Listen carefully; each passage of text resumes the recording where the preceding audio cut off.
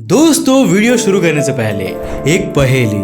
वो क्या है जो बस चलता ही रहता है, ना कभी पीछे मुड़ता है और ना ही कभी रुकता है। कोई चाहता है कि वो ठहर जाए और कोई चाहता है कि वो चला जाए। तो नीचे कमेंट्स में बताएं कि वो कौन है। एंड अगर कमेंट कर लिया हो तो यस, हम बात कर रहे हैं समय की। यूनिवर्स की शुरुआत से लेकर आज तक समय लगातार मूव कर रहा है अपनी स्पीड पे। लाइट और समय दोनों का आपस में काफी कनेक्शन है और लाइट की स्पीड ने हमेशा से ही साइंटिस्ट के दिमाग को घुमा कर रखा है। हम चाहते हैं कि हम सुपर स्पीड्स में ट्रैवल करके स्पेस की गहराइयों को समझें, पर स्पीड को पाने के लिए बहुत पापड़ बेलने पड़ेंगे। पर जीनियस से भरी इस दुनिया में फिर भी कुछ ऐसे लोग और ऐसी एजेंसीज हैं जो इस मुकाम को हासिल नहीं करना चाहती। But why? तो हेलो दोस्तों, मैं हूं कौशिक और आज हम लोग बात करने वाले हैं कि क्यों लाइट की स्पीड से ट्रैवल करने को एक बैड आइडिया माना जाता है। तो चलिए शुरू करते हैं आज के इस नए एपिसोड में। ये दुनिया है आज से 13.7 बिलियन ईयर्स पहले की। डार्कनेस एवरीवेयर, ब्रह्मांड में चारों ओर कुछ भी नहीं है।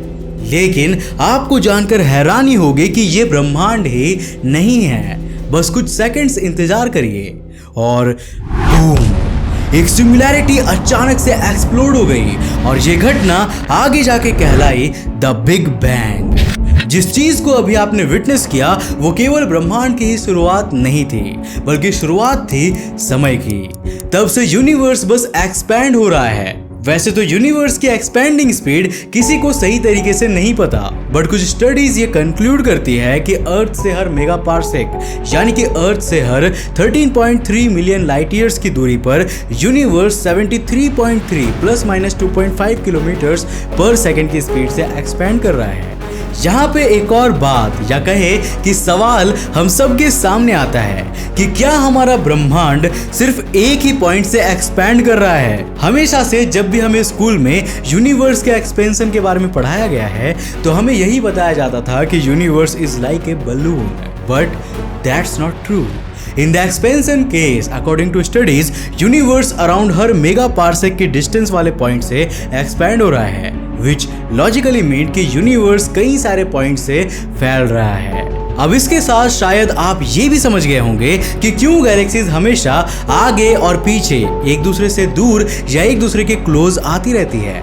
लेकिन अगर बात आ रही है स्पीड की तो सबसे आगे नाम आता है लाइट का। हमारे इतने बड़े यूनिवर्स में ऐसा कोई भी ऑब्जेक्ट नहीं है और ना ही ऐसी कोई कॉस्मिक थिंग है जो लाइट की स्पीड को ओवरकम कर पाए।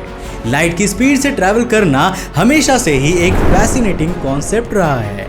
लेकिन क्या आपको पता है कि ऐसा कौन है जो लाइट की स्पीड से ट्रैवल कर सकता है? जानना चाहोगे? वेल, हमारा प्यारा शक्तिमान।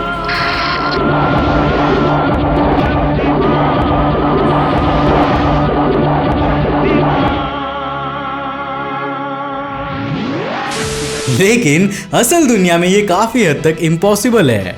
हम ह्यूमंस ने आज तक स्पेस में 39,937.7 किलोमीटर पर आवर से ज्यादा की स्पीड कभी भी नहीं अचीव की है और ये स्पीड भी अमेरिकन स्पेसक्राफ्ट अपोलो 10 की थी।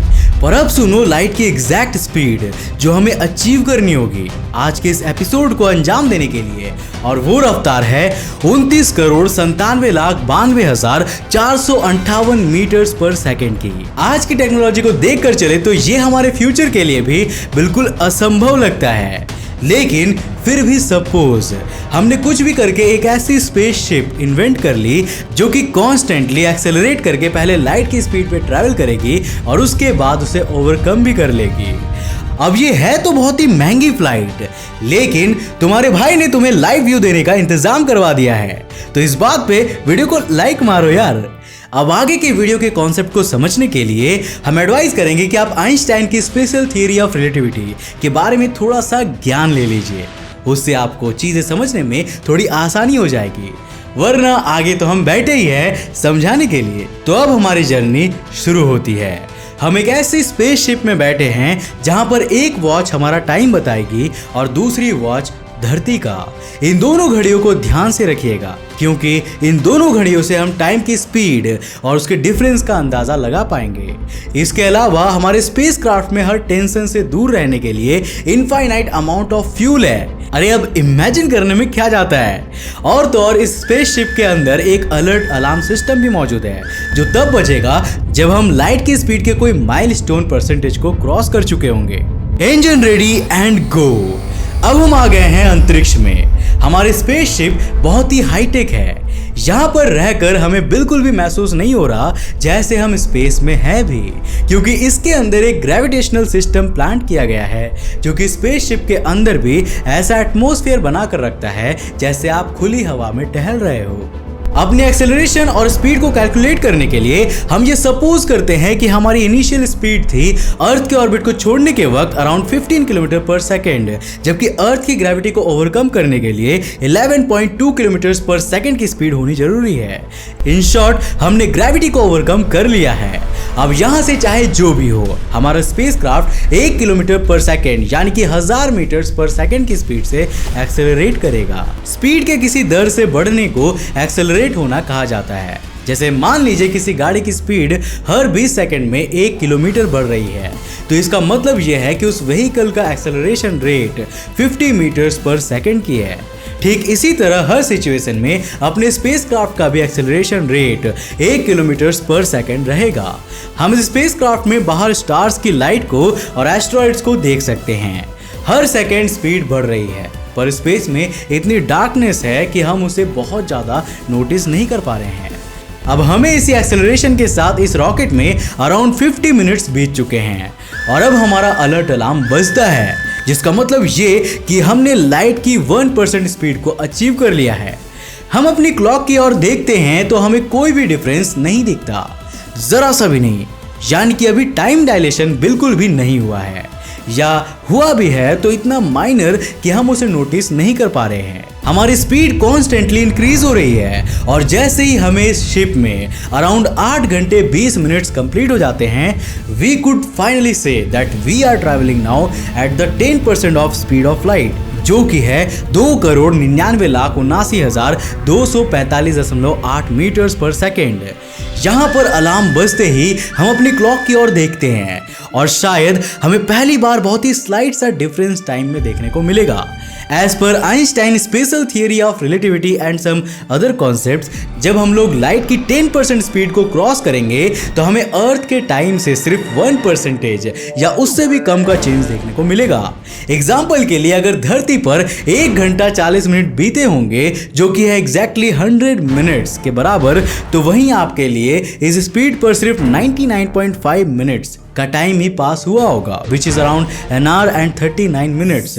अगर बिल्कुल एग्जैक्ट वैल्यू पे आए तो ये टाइम है 1 hour 39 मिनट्स एंड 29.92 सेकेंड्स। अब बताओ, इतनी मेहनत करने के बाद भी सिर्फ 1% का ही डिफरेंस देखने को मिला, लेकिन अब आपका हर एक सेकेंड इस फासले को और ज्यादा बढ़ाता जाएगा।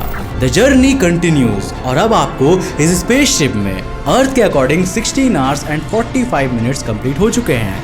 अलार्म बजता है एंड यू नोटिस कि आपने 20% लाइट की स्पीड हासिल कर ली है, लेकिन जब आप अपनी दूसरी घड़ी में देखेंगे तो उसके हिसाब से आपको यहाँ पर आए 16 घंटे और 34 मिनट्स हो चुके हैं, यानी कि 11 मिनट का डिफरेंस आ गया है। स्पेस में अब कुछ चेंजेस नोटिस किए जा सकते हैं। 41.63 earth hours which is 41 hours and 38 minutes के बाद our speed is 50% of the light speed. Finally we have achieved it. लेकिन अब टाइम डायलेशन का one of the major change हमने नोटिस किया, क्योंकि टाइम डायलेशन वाली घड़ी के हिसाब से हमें सिर्फ 34 घंटे हुए हैं।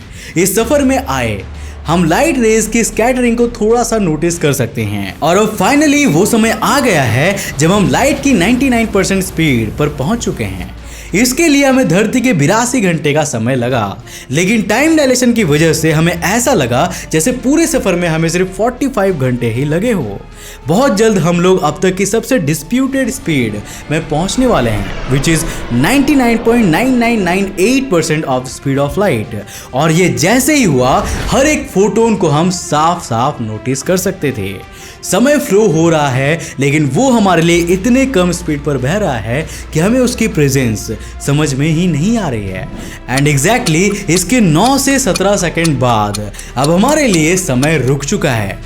We are travelling at the speed of light. हमारा मास अब इनफाइनाइट हो चुका है। हमारी घड़ी से लेकर सब कुछ, इवन फोटोन्स भी रुक चुके हैं। लेकिन इसका मतलब ये भी है कि हम इसी मोमेंट में हमेशा के लिए ट्रैप हो चुके हैं, क्योंकि टाइम के रुकने का मतलब ये भी है कि उसके साथ जो भी चीजें हमारी बॉडी में फ्लो कर रही थी, जैसे ब्लड, ऑक्सीजन एक्सेट्रा, अगर लॉजिकली देखें तो वो सब भी रुक गई है। अब हम ब्रह्मांड से परे हैं, लेकिन जैसे ही ये स्पीड थोड़ी सी भी और एग्जीट होती है, सब कुछ रिवर्स होना शुरू हो जाता है।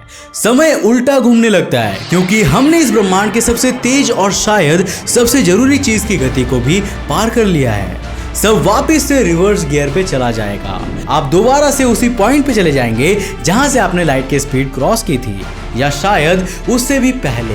अब हम पास्ट ट्रैवल कर सकते हैं। अब साइंटिस्ट के अकॉर्डिंग इसके 2 रिजल्ट्स हो सकते हैं, एक स्कैरी और एक होपफुल। पहला तो ये कि टाइम के रिवर्स होने के बाद हम वापस से उसी पॉइंट पर चले जाएंगे जिस पॉइंट पर ये स्पेसशिप स्टार्ट होने वाली थी, लेकिन हमारी कोई भी मेमोरी डिलीट नहीं होगी। तो जाहिर सी बात है, अगर हमें इस चीज का कॉन्सिक्वेंस पता होगा तो हम इसे दोबारा करेंगे ही क्यों। मगर इसकी वजह से अपनी टाइमलाइन में एक कॉन्ट्राडिक्शन पैदा हो सकती है, क्योंकि अगर ट्रैवल हुआ ही नहीं तो एक्सपीरियंस आया कहां से। Hence it seems to be impossible.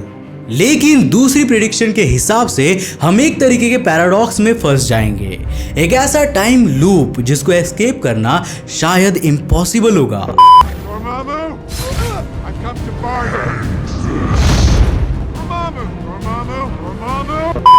इसके अकॉर्डिंग जैसे ही स्पेसक्राफ्ट लाइट की स्पीड को क्रॉस करेगा, टाइम दोबारा से रिवर्स होकर उस पॉइंट पर चला जाएगा जहां पर वो स्पेसक्राफ्ट लाइट की स्पीड से ट्रैवल कर रहा था, यानी कि वो लास्ट पॉइंट जब उसने स्पीड लिमिट क्रॉस की। और चूंकि वो उस समय लाइट से तेज ट्रैवल नहीं कर रहा था, विच मीन्स कि उसकी पास्ट ट्रैवल भी उसी के साथ खत्म हो जाएगी। लेकिन ये स्पेसशिप अभी भी एक्सेलरेट कर रही है, तो ये उस लिमिट को वापस तोड़ेगी जरूर, and hence the process repeats. तो अब आपने देखा कि क्यों लाइट की स्पीड से ट्रैवल करने को हमेशा खतरा माना जाता है, क्योंकि वो स्पीड अचीव करते ही समय रुक जाता है, जिसका मतलब आपके लिए हर एक चीज का एग्जिस्टेंस उस समय से खत्म हो जाता है।